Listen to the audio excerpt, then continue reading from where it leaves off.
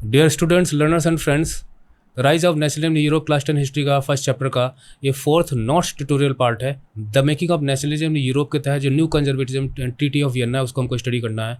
यानी कि जो पहला टॉपिक है वो है न्यू कंजर्वेटिज्म आफ्टर 1815। पहला पॉइंट है, जैसे कि आप जानते हैं कि हम सिर्फ और सिर्फ नोट्स पॉइंट लेते हैं। बाकी हमने जो हमारा जो चैप्टर एक्सप्लेनेशन की सीरीज़, इसका लिंक आपको वीडियो डिस्क्रिप्शन में मिल जाएगा, वहाँ हमने डिटेल में सब कुछ टेक्स्ट मैटर जो भी उसको मैं एक्सप्लेन किया हुआ है। तो आप जानते हैं कि 1815 में नेपोलियन की डिफ़ीट होती है और कई पावर्स मिलकर उसको डिफ़ीट करती हैं। तो उसके बाद जो यूरोप में जो भी स्टेट्स थे, जनरली मोनार्की थी, तो वो जो सिस्टम को अडॉप्ट करना चाहती थी उसे ही कहा गया है न्यू कंजर्वेटिज्म। चूँकि 1815 के बाद हुआ था तो 1815 के बाद जो अरेंजमेंट होगा वो न्यू कंजर्वेटिज्म के नाम से जाना जाता है। यानी कहने को कि जो ट्रेडिशनल इंस्टीट्यूशंस थे उनको वो बना के रखना चाहती थी, जैसे कि मोनार्की है वो बनी रहनी चाहिए, चर्च की अथॉरिटी बनी रहनी चाहिए, और सोशल हायरार्कीज़ भी जो लेयर्स हैं डिफरेंट सोसाइटी की वो भी बनी रहनी चाहिए। और ये एक प्रकार से जो प्री रिवोल्यूशनरी डेज थे ना, 1789 में जो रेवोल्यूशन हुआ था फ्रांस में, तो उसके पहले की स्थिति जो यूरोप की थी वहाँ ले जाना चाहते थे।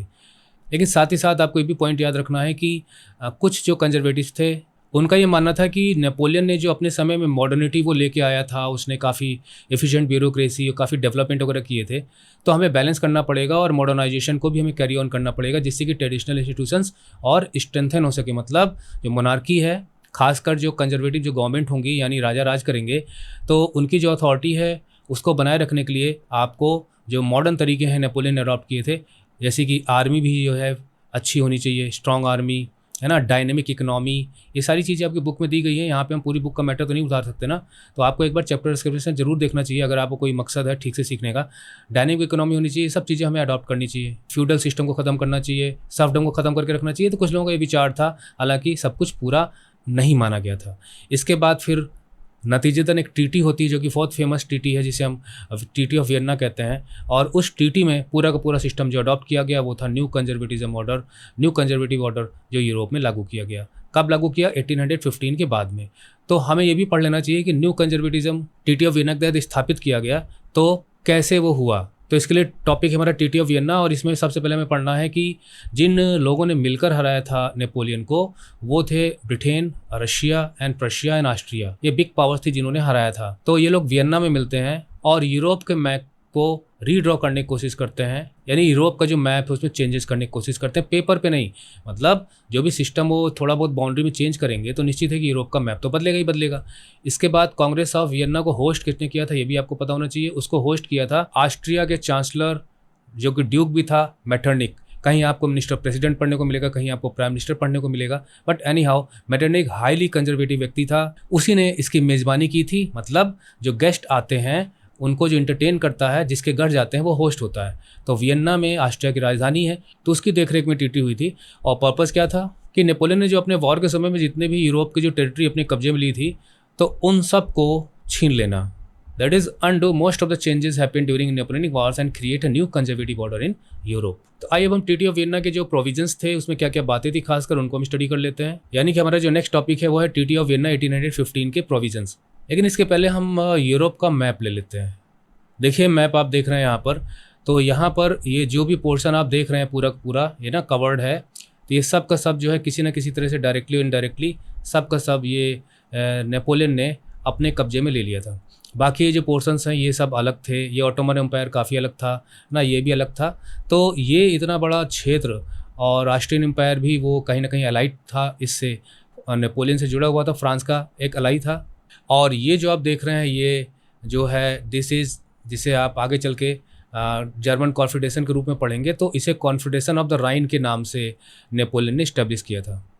अब चलिए लौटते हैं प्रोविजंस क्या थे ट्रीटी ऑफ वियना के। देखिए किस प्रकार से यहाँ पे सब लोग इकट्ठा होकर ट्रीटी ऑफ वियना को फाइनलाइज कर रहे हैं। इसका पहला प्रोविज़न था कि जो कि मैंने पहले ही बताया आपको कि मोनार्की को रिस्टोर करना और प्री रिवोल्यूशनरी जो डेज थे 1789 के पहले की जो स्थिति थी यूरोप में, वहाँ ले जाके छोड़ना, क्योंकि अब वहाँ पर कोई इनको रोकने वाला नहीं था और सारी की सारी मोनार्कीज ये सब काम कर रही थी। तो जो बबन डायनेस्टी थी उसे रिस्टोर किया गया। रिस्टोर करने का मतलब ये है कि अब यहाँ पे मैं थोड़ा सा एक्स्ट्रा इन्फॉर्मेशन आपको देता हूँ, आप उसको नहीं भी मेंशन करेंगे तो कोई प्रॉब्लम नहीं है, कि लुइस 16 जो था उसके समय में क्रांति हुई थी, है ना, आप जानते हैं। लेकिन उसके बाद क्रांति के बाद वो एक्सिक्यूशन वगैरह होता है, लेकिन फिर से वही मोनार्की, वही डायनेस्टी रिस्टोर की जाती है। और अब की बार जिसे रिस्टोर किया जाता है वो था लुइस 18। समझे आप। दूसरा पॉइंट इसमें आपको लेना है कि जो फ्रांस था उसने सारी की सारी अपनी टेरिटरीज को खो दिया था, यानी the territorial expansion was undone. तीसरा पॉइंट आपको इसमें याद रखना है कि कुछ स्टेट्स जो हैं वो फ्रांस की बाउंड्री पर क्रिएट कर दिए गए, जिन्हें एक प्रकार से हम कह सकते हैं कि वो जो है बफर स्टेट्स थे, क्योंकि मान लीजिए कि एक स्टेट ए है और एक स्टेट बी है। अब ये दोनों लगे हुए हैं तो डायरेक्ट यहाँ पे अटैक हो सकता है, लेकिन अगर स्थिति ये हो कि यहाँ पर हम ऑलरेडी कोई ना कोई एक छोटा सा स्टेट बना दें और स्टेट बी जो है यहाँ पे हो, तो उस स्थिति में डायरेक्ट ए जो है वो बी पर अटैक नहीं कर पाएगा। जब तक ए पे अटैक करेगा तब तक और लोग इकट्ठा होकर इसको काउंटर करने के लिए आ सकते हैं। तो इस तरह से जो है फ्रांस के फर्दर टेरिटोरियल एक्सपेंशन को रोकने के लिए कुछ series of states were set up on the boundaries of France. ये कहीं आगे चल के फिर कोई नेपोलियन जैसा ना आ जाए, वो सब हम एक नैप मैप में देखेंगे। और जो किंगडम ऑफ नीदरलैंड्स, ठीक है, जिसे हॉलैंड के नाम से भी जाना जाता है, और उसमें बेल्जियम को शामिल कर दिया गया। कहने का मतलब ये है कि जो किंगडम ऑफ नीदरलैंड्स था, जिसको ऑलरेडी जो है 1806 में नेपोलियन ने जीता था अपने समय में, तो वहाँ पर अब प्लस कर दिया गया बेल्जियम को ले जाके। तो अब वो बन गया यूनाइटेड किंगडम ऑफ, एक प्रकार से कह सकते हो, नीदरलैंड्स एंड बेल्जियम। इसके बाद अगला है जिनोवा। इसे पिडमॉन्ट में जोड़ दिया गया ले जाके, साउथ में पिडमॉन्ट था। और प्रशिया जो कि एक बिगर पावर थी जिसने हराया था, जिन पावर्स ने हराया था उनमें से प्रशिया भी शामिल था, तो उसको वेस्टर्न फ्रंटियर्स पे कुछ स्टेट दे दिए गए, क्योंकि भाई ये लोग विनर थे तो कुछ तो फ़ायदा लेंगे यूरोप में, कुछ ना कुछ तो बटम बाट करेंगे। तो न्यू टेरिटरी जोड़ दी गई मिले जाके वहाँ पे। और ऑस्ट्रिया भी एक विनिंग पावर था, तो उसे नॉर्दर्न इटली का कुछ हिस्सा दिया गया, जो कि हम जब यूनिफिकेशन ऑफ इटली पढ़ेंगे तो हम देखेंगे किस प्रकार से जो लॉम्बार्डी है, मतलब ये सारी चीज़ें मैं अभी बता दे रहा हूँ क्योंकि आगे चल के आपको मिलने वाली हैं। और जो वेनिशिया है ना, तो ये सारी की सारी चीज़ें आप यूनिफिकेशन ऑफ इटली में पढ़ेंगे, लेकिन ये ऑस्ट्रिया के अंदर का दे दिया। इटली का मतलब कुछ पार्ट जो नदर्न पार्ट था वो दिया गया। और रशिया जो है वो भी विनर पावर था, तो उसे पोलैंड चूँकि उससे लगा हुआ है बगल में, तो उसे उसमें से पार्ट दे दिया गया। और प्रशिया को सैक्सोनी नाम का भी जो हिस्सा था वो भी दिया गया, पार्ट सैक्सोनी का हिस्सा। और जर्मन कॉन्फेडरेशन को, जो कि 39 स्टेट्स का था, उसे वैसा का वैसे ही रहने दिया गया। उसके साथ छेड़छाड़ी नहीं की गई क्योंकि बहुत ही कॉम्प्लेक्स मैटर था वो। हालांकि मैटरने की कोशिश थी कि उसको भी कुछ ना कुछ किया जाए, but it was left untouched. तो ये सारे के सारे प्रोविजंस हैं और इनका एक मैप देख लेते हैं। देखिए, फ्रांस जो ओरिजिनल कंडीशन में था वहीं पहुंच गया। ये है नीदरलैंड्स जिसमें बेल्जियम को शामिल किया गया। ये जर्मन कॉन्फेडरेशन है जिसे वैसा का वैसी छोड़ दिया गया। जिनोवा जो है, जो कि पिडमॉन्ट को दे दिया गया। पिडमॉन्ट आपका ये है। बाकी यहाँ का जो हिस्सा है वो ऑस्ट्रिया को दे दिया गया। ये इटली का नदर्न पार्ट। सैक्सोनी यहाँ पे है। ये प्रशिया जो ग्रीन कलर में मिल रहा है उसको दिया गया। बाकी रशिया के साथ जो है पोलैंड लगा हुआ था, तो उसका पोलैंड का हिस्सा सब रशिया को दे दिया गया। और ये है वियन्ना, जहाँ पर ये ट्रीटी ऑफ वियन्ना फाइनलाइज की गई थी। तो अब ये बात आती है कि जब पुराना ऑर्डर रिस्टोर कर दिया गया और जगह जगह मोनार्की इस्टेब्लिश कर दी गई, चाहे वो फ्रांस हो, तो अब ये बात आती है कि जब ये जो ओल्ड ऑर्डर जो है, कंजर्वेटिव ऑर्डर जो है, वो रिस्टोर कर दिया गया, मोनार्कीज बैठा दी गई। फ्रांस में भी नेपोलियन की जगह किंग लुइस 18 का शासन हो गया। स्पेन में भी किंगडम था, हर जगह किंगडम था इस वक्त। तो जो फ्रांस की जो क्रांति हुई थी उसके जो फ्रूट्स थे वो तो ख़त्म हो गए। वैसे ही नेपोलियन ने ख़त्म कर दिए थे जब वहाँ पे वो किंगडम उसने इस्टेब्लिश किया था, एम्पायर इस्टेब्लिश किया था। तो पब्लिक इसका रिएक्शन भी देखने को मिला, क्योंकि बात क्या थी कि जो भी न्यू मोनार्कीज थी वो ऑटोक्रेटिक थी। ध्यान से सुनिए आप, वो सब जो है ऑटोक्रेटिक थी। उन्हें डिसेंट बिल्कुल पसंद नहीं था, मतलब वो लोगों की क्रिटिसिज्म को बर्दाश्त नहीं करती थी। उनकी वैलिडिटी पे कोई क्वेश्चन उठाए वो भी बर्दाश्त नहीं था। और उन्होंने सेंसरशिप लगाई हुई थी। सेंसरशिप इस तरह लगाई हुई थी, कोई भी चीज़ छपेगी नहीं, कोई गाना इस तरह का नहीं होगा, कोई प्ले इस तरह का नहीं होगा, मतलब कोई भी चीज़ मार्केट में इस तरह की नहीं बिकेगी, जिसमें रेवोल्यूशन से रिलेटेड कोई भी चीज़ नहीं होनी चाहिए। लिबर्टी जैसे शब्द बिल्कुल दिमाग में लोगों के आने नहीं चाहिए, नहीं तो पता चला फिर से क्रांतियाँ हो जाएंगी। उसका नतीजा ये हुआ कि नए रेवोल्यूशनरीज पैदा हो गए और वो गुप्त छुप कर अपनी गतिविधियों को अंजाम देने लगे और किसी भी तरह से इन मोनार्की का अपोजिशन वो करते थे। तो वो हमारा अगला टॉपिक है कि रेप्रेशन एंड रेवोल्यूशनरीज। तो देखिए, जो लिबरल नेशनलिस्ट थे उन्हें तो घबराहट हो गई कि भाई देखिए अब हमारा जो है रिप्रेशन होगा, यानी हम पर कार्रवाइयाँ होंगी, हमें दबाया जाएगा, कुचला जाएगा, अरेस्ट किया जाएगा, जेल में डाला जाएगा या देश निकाला दिया जाएगा, क्योंकि अब यहाँ पे कंजर्वेटिव ऑर्डर ऑलरेडी स्टैब्लिश हो चुका है। तो सीक्रेट सोसाइटीज़ लगाई गई, कार्बोनरी जैसी, आप याद रखिए कार्बोनरी एक सीक्रेट सोसाइटी थी। तो उसके मेंबर्स थे, वहाँ पे रिवोल्यूशनरीज को ट्रेनिंग वगैरह दी जाती थी और वो रिवोल्यूशनरी आइडियाज़ स्प्रेड करते थे, वहाँ पे गुपचुप बातचीत वगैरह करते थे, अपने प्लान बनाया करते थे। और रेवोल्यूशन का मतलब क्या था? रेवोल्यूशन का मतलब ये था कि आप अपोजिशन मतलब मोनार्की को अपोज करो और लिबर्टी के लिए आपको लड़ना है, संघर्ष करना है और नेशन स्टेट के क्रिएशन के लिए आपको कोशिश करनी है, लोगों को भी चीज़ें समझानी है। तो it meant that you are a revolutionary. इसके अलावा एग्ज़ाम्पल में हमें याद रखना है, जिसपे मज़नी का एग्ज़ाम्पल याद रखना है कि वो एक बहुत बड़ा रिवोल्यूशनरी था, इटालियन रिवोल्यूशनरी था। और कभी कभी इस पे भी क्वेश्चन पूछा जाता है कि राइट अ शॉर्ट नोट या इनके बारे में कुछ लिखिए, तो आप रेडी रहिए। जिसपे मज़नी के बारे में आपको जानकारी होनी चाहिए, जिसका विज़न था इटलीज़ यूनिफिकेशन। तो उसका हम अलग से एक टॉपिक ले लेते हैं। जिसपे मजनी का जन्म 1805 हुआ था। आपकी बुक में 1807 दिया है, वो रॉन्ग है।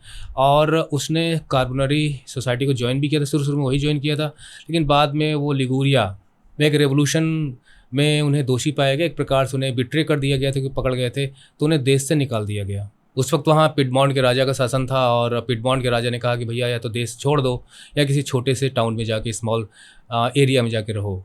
और ये घटना 1831 की है। उस वक्त उनकी एज मात्र 24 ईयर्स थी। तो फिर वो मार्साई चले जाते हैं, जो कि फ्रांस का एक पोर्ट सिटी है, one of the biggest cities in France.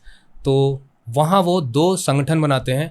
एक तो था यंग इटली, जो कि 1831 में वो मार्साई में बनाते हैं, और फिर वो बर्न में यानी कि स्विट्ज़रलैंड में जाके 1834 में वो यंग यूरोप की स्थापना करते हैं। साथ में और भी लोग उनके इसमें शामिल होते हैं। मजनी का जो मकसद था वो था कि जो इटली जो भी कई भागों में बटा हुआ है, जैसे कि आप देखेंगे कि 7 पार्ट्स में डिवाइडेड था, तो वो एक यूनिफाइड करके एक रिपब्लिक के रूप में इस्टेब्लिश करना चाहते थे। उन्हें डेमोक्रेसी से ज़्यादा रिपब्लिक पसंद था, वो उससे बिल्कुल भी कंप्रोमाइज़ नहीं करना चाहते थे। और यही वजह है, जहाँ पे मैं एक्स्ट्रा इन्फॉर्मेशन दे रहा हूँ, कि जब इटली का यूनिफिकेशन हो जाता है, जो कि जर्मनी से पहले उसका यूनिफिकेशन होता है, तो भी वो उसमें शामिल नहीं होते हैं, कोई पद वगैरह वो नहीं लेते हैं, क्योंकि वो उस वक्त मोनार्की ही था, क्योंकि वहाँ पे डेमोक्रेसी या रिपब्लिक जैसी कोई चीज़ इस्टेब्लिश नहीं की गई थी। क्योंकि अब आगे चल के पढ़ेंगे किसी प्रकार से 1861 में जो यूनिफाइड इटली का, जो कि पूरी तरह यूनिफाइड नहीं हुआ था, लेकिन 1861 में कोरोनेशन हो जाता है और विक्टर इमैनुएल सेकंड को गद्दी पे बैठाया जाता है, ही बिकम्स द एम्परर। जिसे पर रिपब्लिक को इतना ज़्यादा पसंद करता था कि वो कंजर्वेटिव का घोर विरोधी था, इसलिए कंजर्वेटिव्स उससे डरा करते थे, मतलब घबराया करते थे कि वो अपने मकसद में कामयाब ना हो जाए, because of his relentless opposition to monarchy and strong support to democratic republics. और मैटरनिक, जिसका भी हमने जिक्र किया था, उसने मजनी को कहा था the most dangerous enemy of social order, यानी वो चेंज लाने वाले लोगों में से में है और वो कंजर्वेटिव ऑर्डर का घोर विरोधी है। जिसपे मजनी को हार्ट ऑफ या बीटिंग हार्ट ऑफ भी इटली कहा जाता है। और जब आप यूनिफिकेशन ऑफ इटली पढ़ेंगे तो आप पढ़ेंगे कि जो कैबूर को ब्रेन कहा जाता था, मजनी को हार्ट कहा जाता था, और जिसपे गरिबाल्डी को sword of the Italian unification कहा गया है। जिसपे Mazzini was a journalist, a philosopher. जो कोशिश हो सकती थी वो कोशिश मजनी ने इटालियन यूनिफिकेशन के लिए की, घर घर तक नेशनलिज्म का संदेश पहुंचाया। His writings touch the hearts of the Italian people that inspired the people a lot to make effort for the unification of Italy.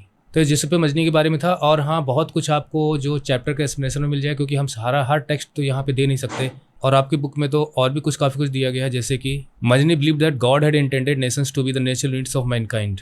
Means जो मैन है, मानव है, उसको रहने का अधिकार है कि वो नेशन स्टेट में ही रहे, है ना। वो नेचुरली उसका जो घर है वो एक नेशन स्टेट है। और उनसे इंस्पायर होकर बाद में Germany, France, Switzerland, Poland etcetera में भी सीक्रेट सोसाइटीज़ जो हैं वो इस्टेब्लिश होती हैं। अगले ट्यूटोरियल का जो हमारा टॉपिक होगा वो होगा एज ऑफ रेवोल्यूशन 1830-1848, तो वो भी बहुत इंपॉर्टेंट है। तो उसके लिए आप अगला ट्यूटोरियल वॉच करिए। Thanks for watching. Bye bye, study well and take care.